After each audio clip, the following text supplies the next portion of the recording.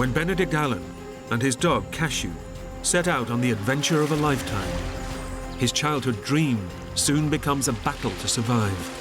Suddenly I found the situation out of control. Wham! I was having to fight for my life. Stranded and alone, he must fight his way through 100 miles of the most inhospitable jungle on Earth. This place seemed intent on killing me. He must face nature's most deadly predators. Terrifying, waiting for something that was going to spring out at me. And endure the madness induced by the forest. This was a dream that I'd followed very selfishly, and now it was going to be the death of me.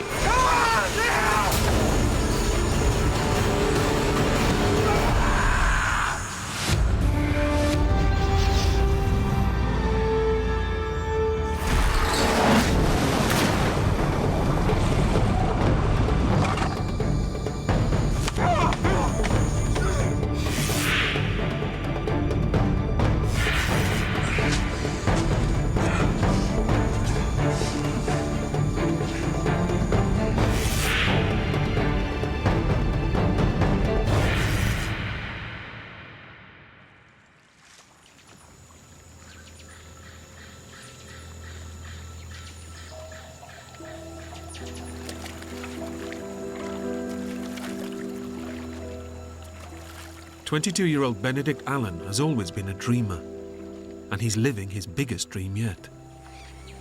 He's following in his father's footsteps and becoming an adventurer. My dad was a test pilot, and it was very exciting having this glamorous father. He used to fly these planes over the house.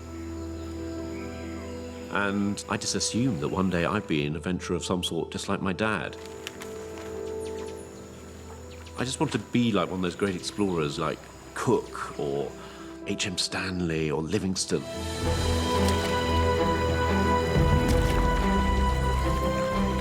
And for his first expedition, Benedict has come to the greatest wilderness on Earth, the mighty Amazon rainforest. As a child, I read in my books about El Dorado, which was this mythical land of gold. But no one found El Dorado, and I thought one day that would be my destiny.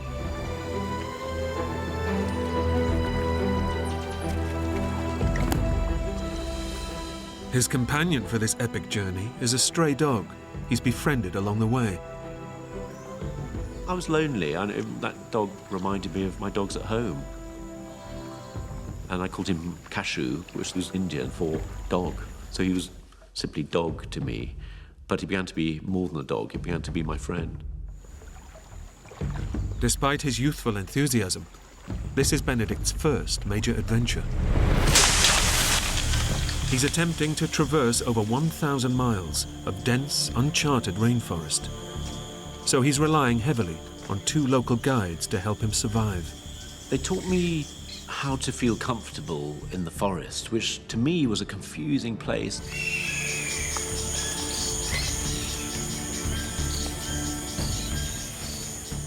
They began to show me what I could eat and what I had to avoid, how to hunt. I was utterly dependent on these 2 men and their extraordinary library of knowledge, because I knew nothing, absolutely nothing.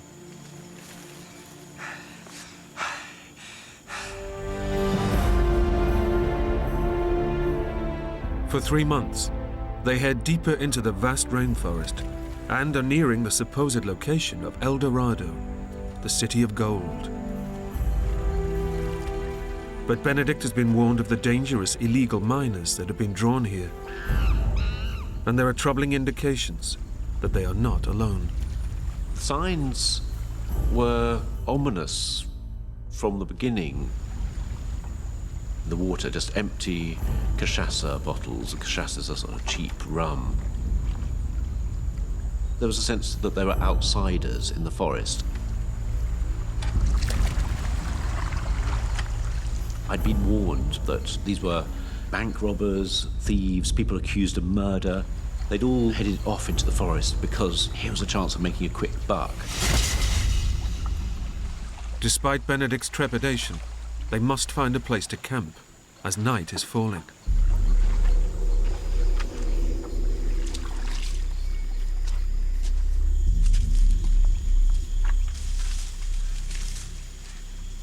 We went off through the trees, and suddenly we stumbled across this small settlement.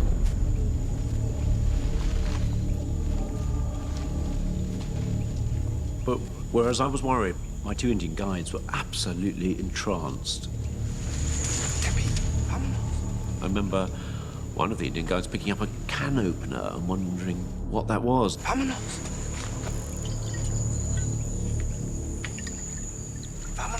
Suddenly, this character, Mendez, arrived. He was the classic gold miner. And I just felt I've got to get out of here. ¿Qué estás haciendo aquí, entonces?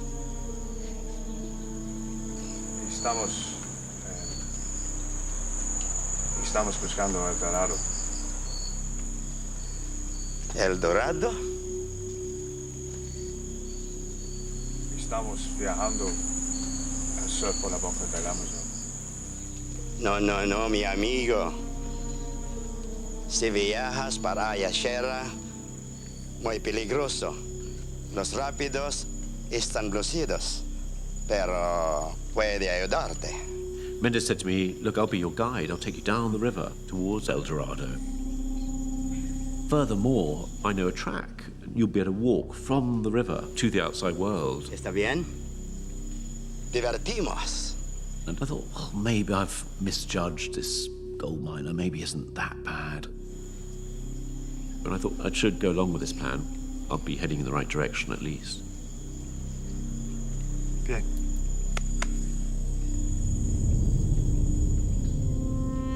Benedict reluctantly agrees to the offer and settles down for the night.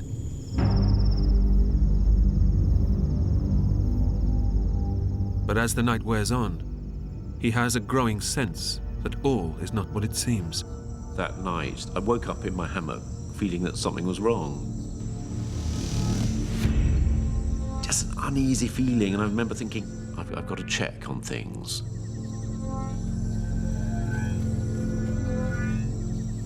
So I put on my boots, potted down to the river to see if my canoe was still there, see my supplies were there. I think effectively I was making sure that my exit was okay.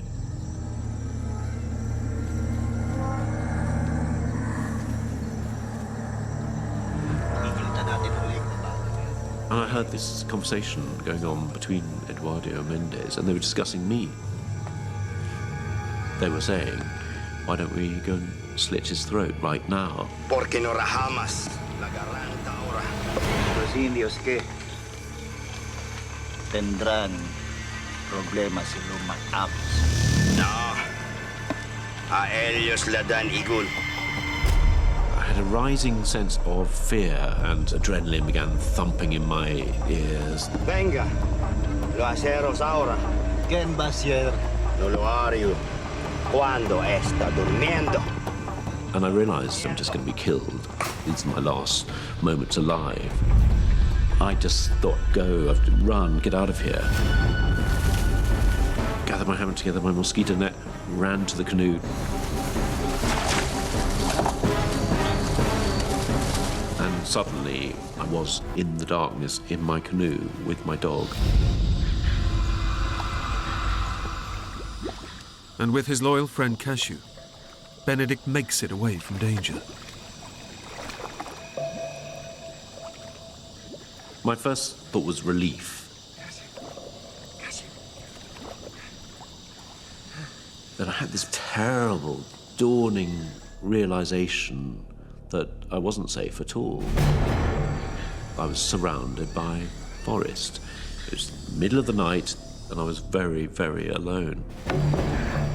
Without his guides, Benedict is now stranded in over 2 million square miles of rainforest, with no one to show him the route out. I really was not at the end of a nightmare, but at the beginning of one. Cashew. Let's get out of here, boy. I paddled upriver for maybe an hour, and I thought, I'll just calm down, I'll just pull into the side.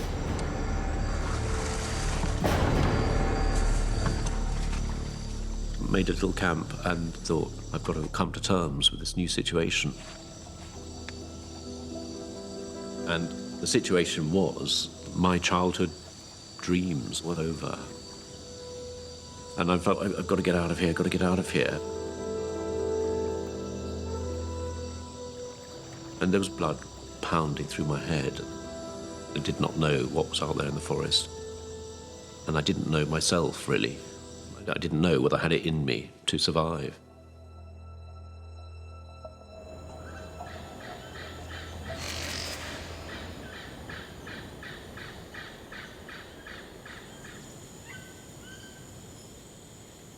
As the first light came up, I could see this forest, absolutely immense, and there I was in the middle of it, absolutely alone. It was terrifying that first morning.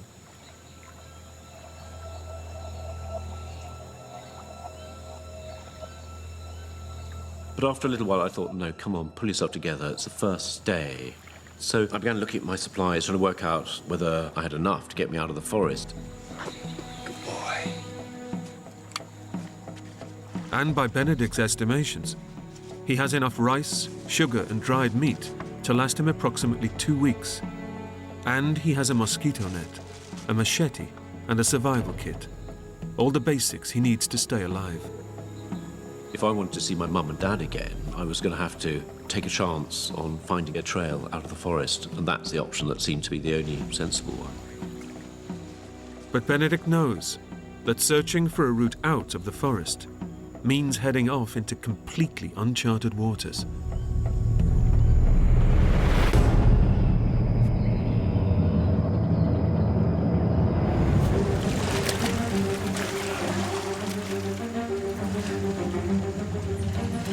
I was actually going into the interior. I was heading upriver.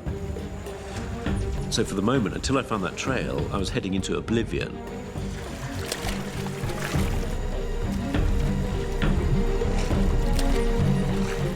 As I paddled away upstream, I was feeling more and more hopeful.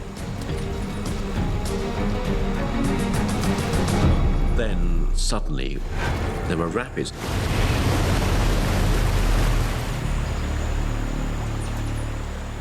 I remember thinking, come on, Benedict, pull yourself together.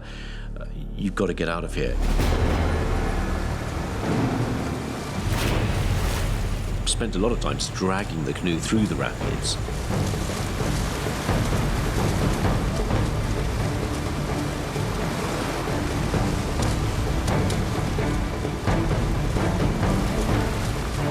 It was immensely hard work. It just seemed relentless that I was just fighting all the time this river.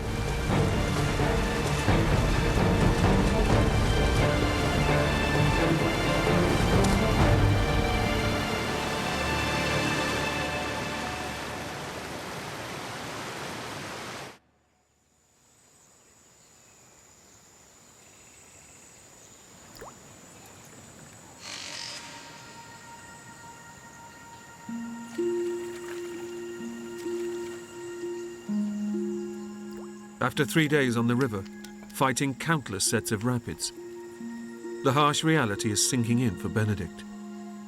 He's heading deeper and deeper into the forest, and there is still no sign of the trail.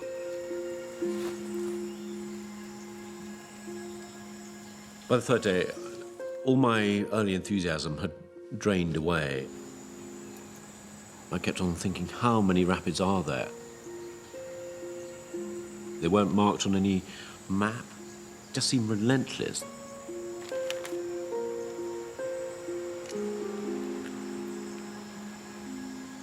Physically, I felt a wreck. My hands were in ribbons and blisters all over the place, burns from this rope.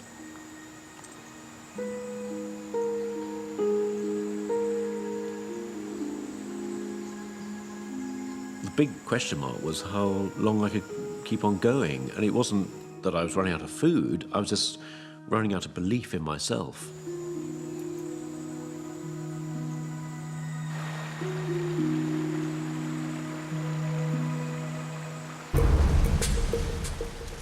By mid-afternoon, it seems Benedict and Cashew have cleared the worst of the rapids. They can now continue to search for a way out of the forest. I remember starting to paddle my way into the clear water, but I hadn't quite got far enough. Suddenly I found the situation out of control. I started going backwards. It became absolutely terrifying. I realized that I was fighting for my survival. I had to keep this canoe upright. But then, wham! The canoe shattered with the impact. Everything now ended up in the water. The dog, the supplies, and me. It was a moment of absolute terror as I realized not only was I losing my possessions, but actually I was having to fight for my life. I was gagging on the water, trying to get my breath.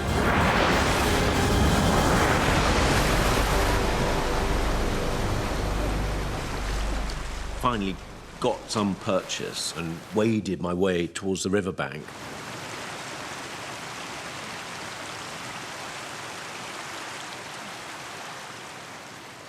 I remember just trying to take in the situation, and the situation was that I'd lost virtually everything I needed in order to survive, and lost my companionship, Cashew, the dog.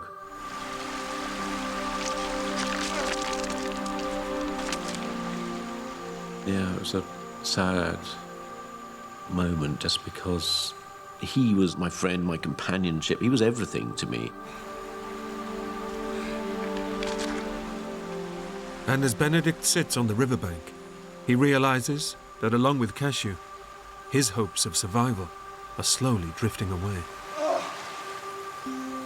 First thing that struck me was I didn't have any food. Then I realized I didn't have a hammock, didn't have my mosquito net. There were so many worries going through my head. Would I end up starving to death? Would I die slowly of malaria? It was difficult to imagine how I was going to end up, but whatever way, it didn't look likely that I'd ever see my family again. Benedict knows that no one will be looking for him, because his expedition is not due to finish for at least 3 months. And with no food or medical supplies, he'll be lucky to survive a week. The situation was beautifully clear in a way. If I stayed where I was, I thought I would just die. I thought I've just got to get out of this place. I thought, what have I got to get me out of the forest? There was an old rucksack. There was a water bottle, a machete, but above all, my survival kit. Fishing hooks, fishing line, distress flares, spare compass. So key, simple things. I got out my little notebook and I made a little map. Anything I can remember, I put onto this map. Benedict realizes that the river is no longer a viable route, and the only possible way out is to walk directly into the jungle and attempt to hike out on foot. So I drew a little dotted line, and that would be my route out of the forest.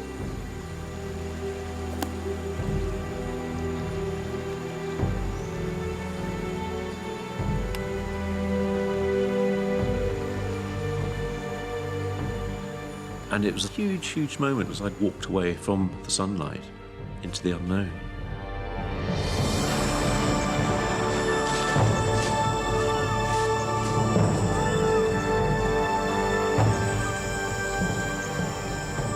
And Benedict heads into one of the most inhospitable places on Earth, the Amazon rainforest.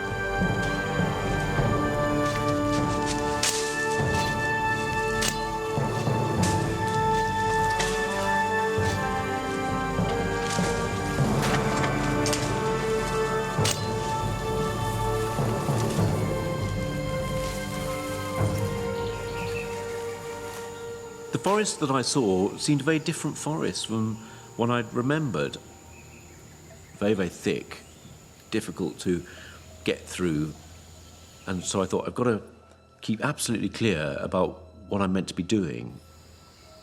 Benedict realizes that traversing this jungle will be a monumental task, so he'll have to use every last scrap of experience he has, if he is to make it through here alive.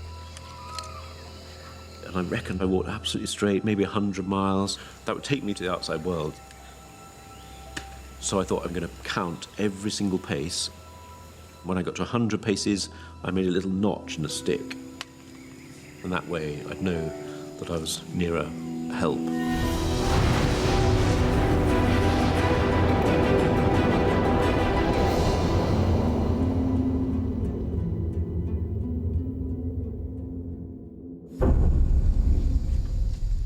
For hours, Benedict fights his way through the jungle. But as night falls, he can go no further. And when the sun goes down, the searing temperatures plummet. So he makes a shelter, using a technique he learned from his guides.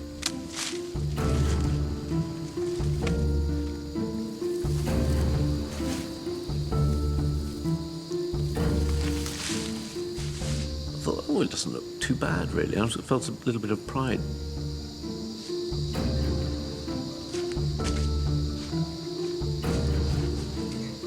And then lay down and realised that I was wet. There's more dampness coming up from the ground. I lay there, sweating away, and then felt incredibly cold. The brutal reality is that Benedict isn't prepared for this at all. In the 100% humidity, he has no way of keeping dry or warm. And with his mosquito net gone, no way to protect himself against the deadly disease he fears the most, malaria. Then the insects started moving in, and a long night began.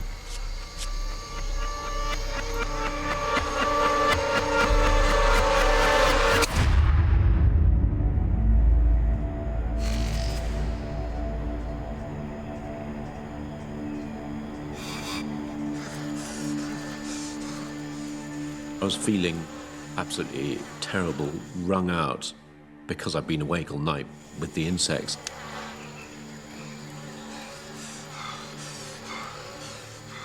And I had to light a fire and dry out my clothes just to fend off this clawing wetness which wore you down. I felt very burdened by the forest. I just thought, I've got to get out. I've got to get out of this place. Benedict resumes his hike towards the outside world, but so far has only managed 4 of the 100 miles he has to traverse. It's been 4 days since he last ate, and he's beginning to weaken. I was starting to feel hunger pains.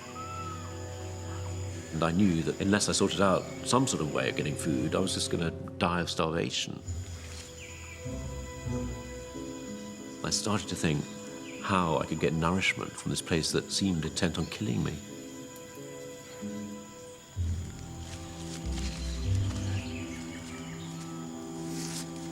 So I thought, okay, I've got to settle myself down and build a few traps. And Benedict knows that if you want to trap an animal, you have to find its trail. You make 2 parallel lines of sticks that you jab into the forest floor, and you funnel the mouse along. And there's a little bit of bait that you put at the end, and it triggers a mechanism, and boom, a log comes down and flattens the mouse, and you get this flat rodent for your supper.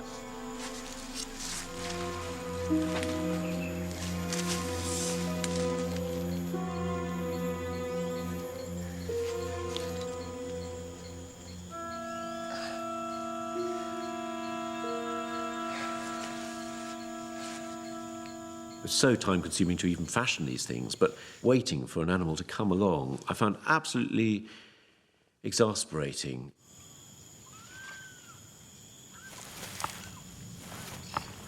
I thought, I'm totally incompetent here.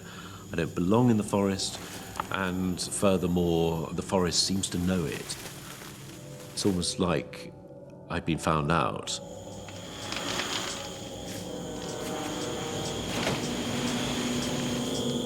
Every species here has learned to survive, and those that aren't good enough die. And I'm going to be next, because I don't know how to cope here. I can't even make a simple trap.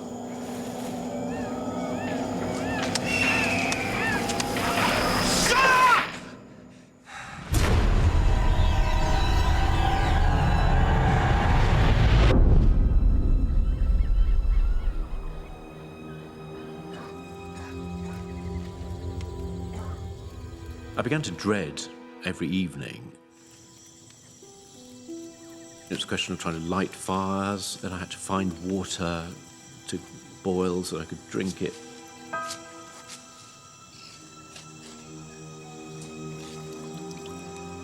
And all of this was taking time when I was already exhausted from trying to make progress through the forest.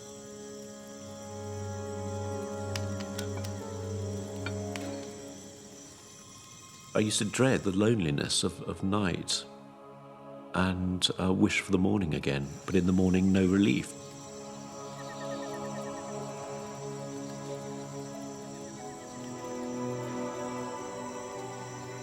I felt like a hamster on a treadmill heading to nowhere.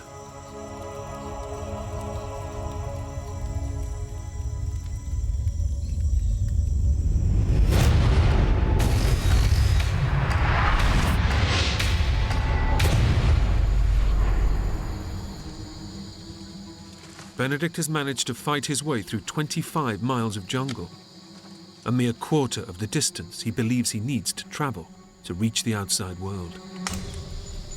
The only food he's eaten are the tips of ferns, but it's not enough, and he's beginning to experience the first effects of starvation. My hunger was really bad. I felt weak. I was doing less and less miles every day and feeling more and more confused. And weakened by hunger, his body is becoming too frail to withstand the jungle's constant onslaught. Insects were more of a problem, and so were the bites. Some of them were starting to fester and weep. All of this was sort of visible evidence that I was being attacked.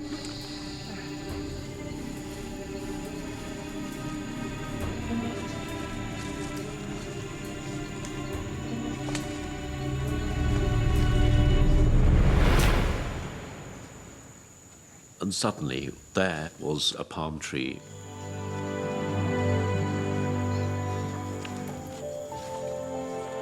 It was a Malaria palm.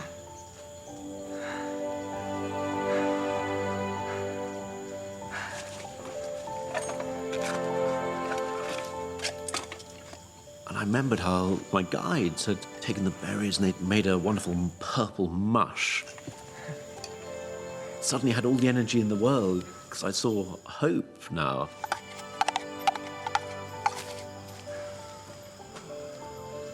I drank down this wonderful, nutritious liquid. God, it felt so good to have my stomach full.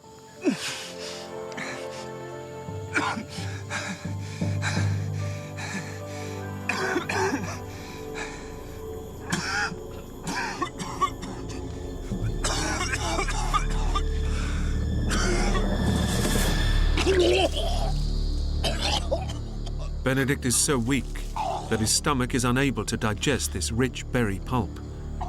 And as starvation takes a stranglehold, his body is beginning to break down. It was a terrible situation because on the one hand, I could eat, but if I did eat, I'd feel more sick. It didn't seem to be solving any problem, and it was a sort of hellish situation.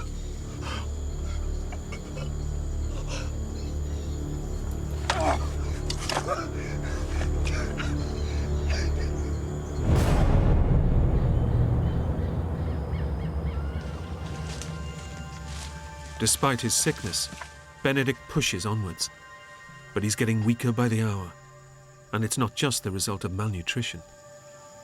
Gradually, I realized I was succumbing to something. Sweat was becoming more and more obvious to me. Looking at my hand, I'd see it shaking and shaking.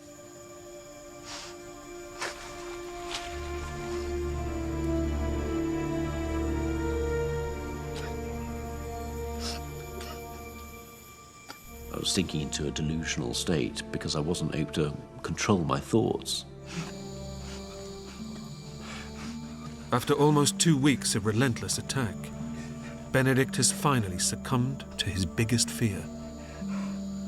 I thought, this is the taste of malaria that I'd always been warned about. And now it's my turn to experience it myself as someone who was exhausted and starting to starve to death. The malarial parasites are destroying Benedict's red blood cells, starving his body and brain of oxygen. And knowing he faces almost certain death in the forest, his thoughts turn to his family, over 5,000 miles away. It was a sort of sadness at first, feeling of terrible defeat. I thought no one's going to be able to imagine what my last days were like. I had a feeling also of disappointment. I'd beat my mum and dad. But the truth was, this was a dream that I'd followed very selfishly. And now it was going to be the death of me.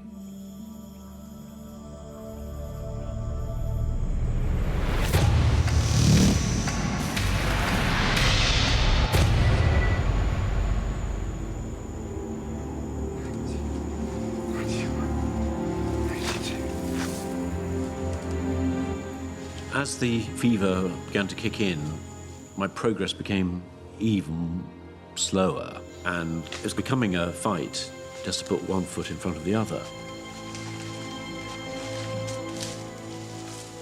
And my hope of getting beyond the trees was fading away.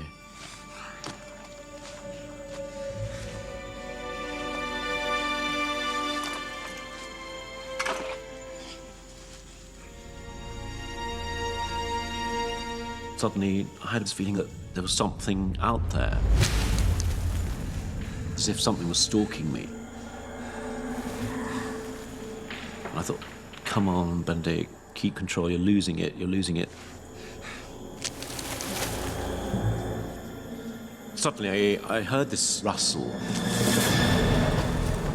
and my worst fear was that it was a jaguar. And it was terrifying, waiting for something that was going to spring out at me. Come on! Yeah!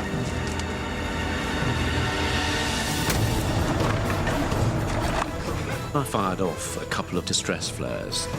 Bang, bang. Come on! Yeah! And nothing.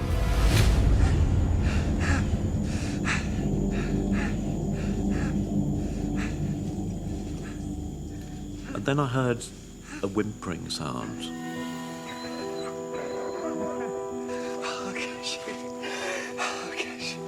Well done. Incredibly, after vanishing in the rapids 2 weeks before, Cashew has tracked his old friend through 40 miles of rainforest. And all at once, the horrors of his situation seem to drift away. It suddenly felt like I'd been given a miracle, a sign of hope that everything was going to be okay again. I had someone who could understand what I was going through. That restored a lot of myself somehow that I'd lost, that had been taken away by the brutality of the forest. Cashew's reappearance has lifted Benedict's spirits and reinvigorated his determination to get home. But he's desperately malnourished, fighting a killer disease, and rapidly running out of time.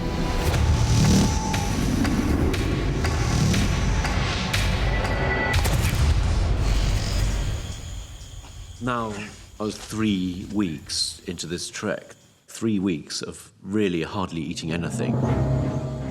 After walking for 70 miles, Benedict is now in the advanced stages of starvation, and the malarial parasites are rapidly colonizing and destroying his body.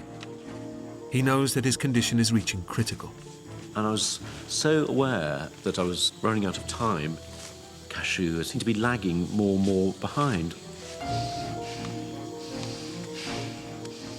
And I thought, I can't have you as a passenger. Cashew! Cashew! Cashew! Cashew!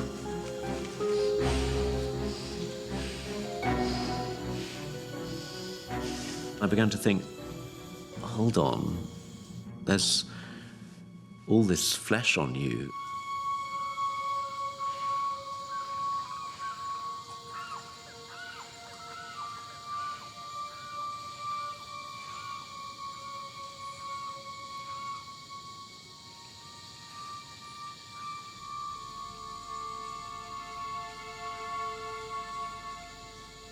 But it was inconceivable that he could ever be my food. Cashew!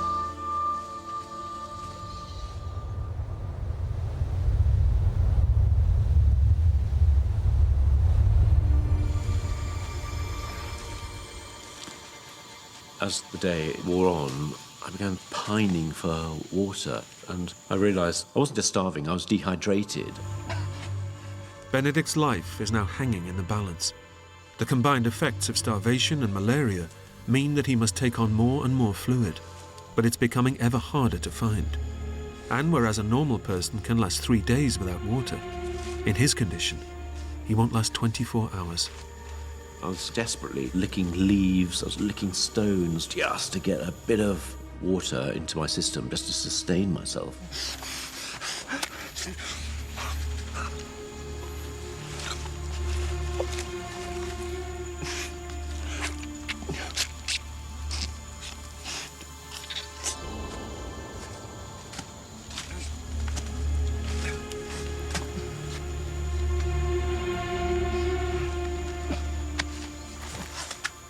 I found myself side by side with the dog, actually lapping water like a dog.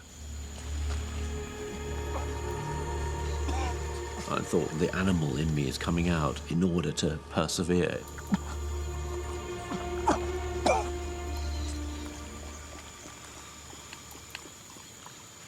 Become like you, Cashew. I was in a desperate state.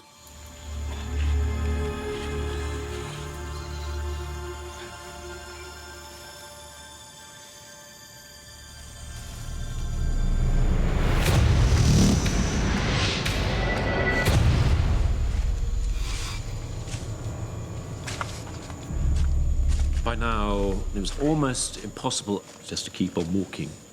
It was a real crisis point. Mentally, I had less of a grip on what was going on.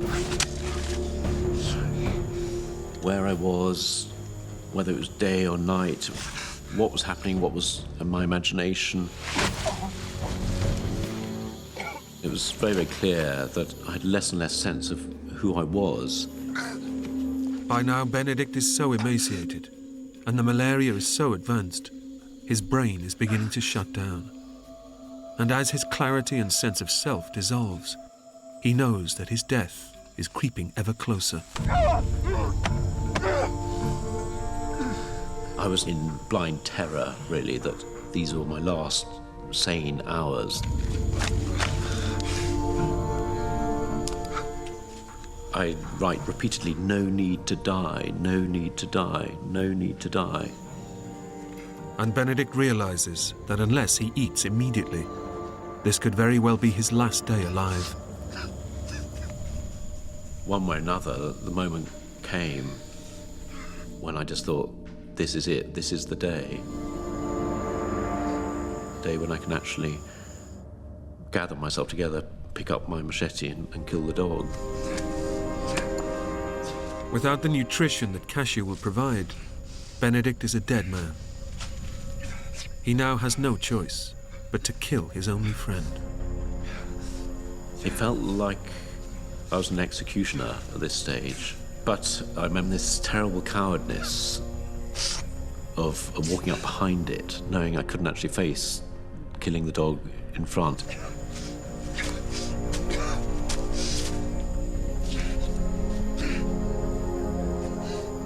I struck it a blow on the head from behind.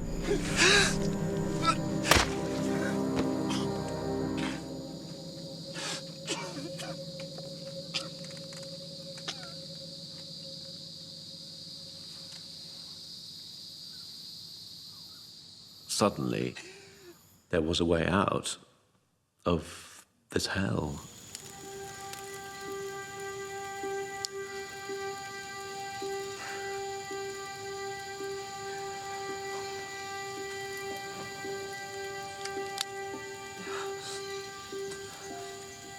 For now, I'd concentrate on the most nutritious parts, the kidneys, the liver, heart, and I put them on the fire.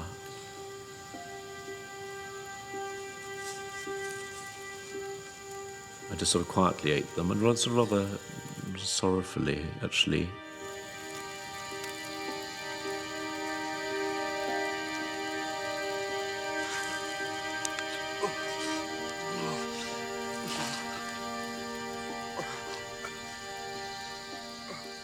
But Benedict cannot ingest the meat. The malaria is making his stomach reject anything he forces into it. And the realization dawns. He's just used his last chance.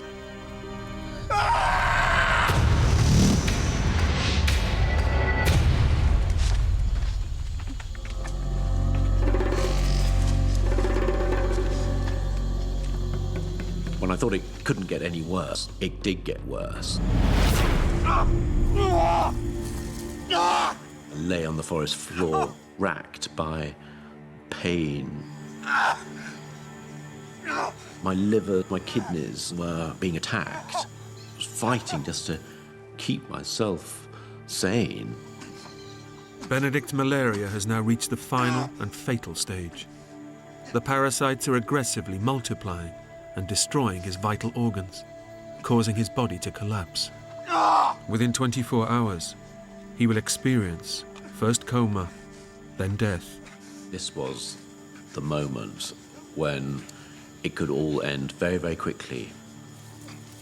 I had this rising sense of panic that I had to get out of the forest. I had to do whatever it took.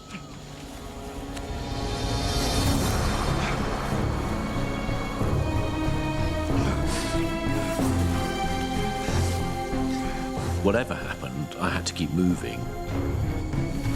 Keep on putting one foot in front of the other. I kept on going, making pitiful progress, and sometimes no progress at all. Couldn't even think straight. I couldn't even see my compass. At that moment, I suddenly thought, well, I'm just never going to get out of here. It was just too big to fight. And I was losing that fight.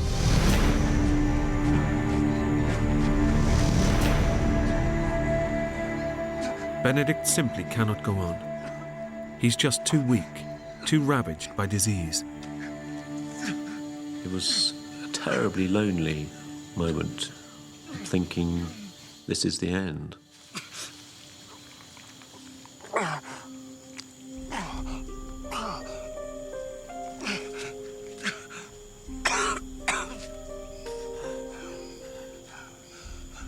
And suddenly, amongst all this despair, this confusion, this feeling of being trapped in this prison, a sight that will always stay with me.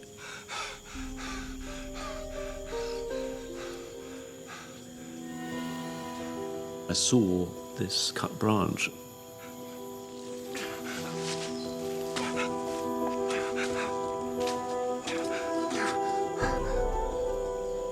The cut itself was blackened, so it had been cut some time ago, but had been cut by a human. And I realised there was actually quite a few of these branches. This was actually the edge of the outside world. I started investigating, and there was a trail.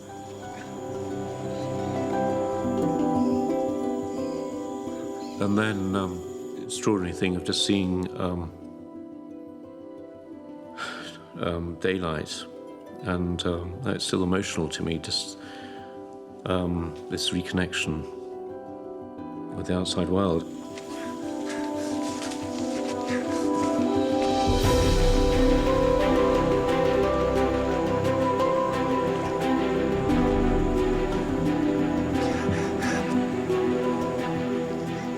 The one thing I've been looking forward to, praying for, imagining, was suddenly there, and it was absolutely overwhelming.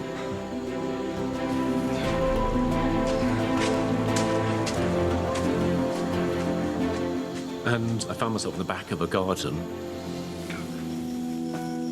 There, ahead of me, was a little hut, and there was a little man in front. And he was just standing there with a look, not of welcome, but of horror.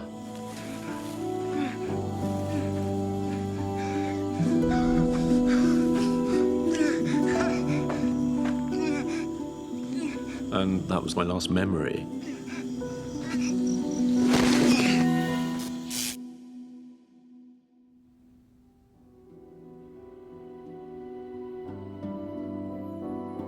Having recognized the symptoms of malaria, the farmer nursed Benedict for 3 days before he was driven to a hospital in Macapá, where he made a full recovery. Benedict returned home to be reunited with his parents 1 week later. My life was never the same again. And Benedict has been exploring the world ever since, fulfilling his dreams of becoming a renowned adventurer, just like his father. I've been going off to the jungle, going off to the desert, going off to the Arctic, pushing myself to the limit, trying to touch that experience that I had that was so profound. That has always haunted me, and it's something that'll always be with me, and it's steered the rest of my life.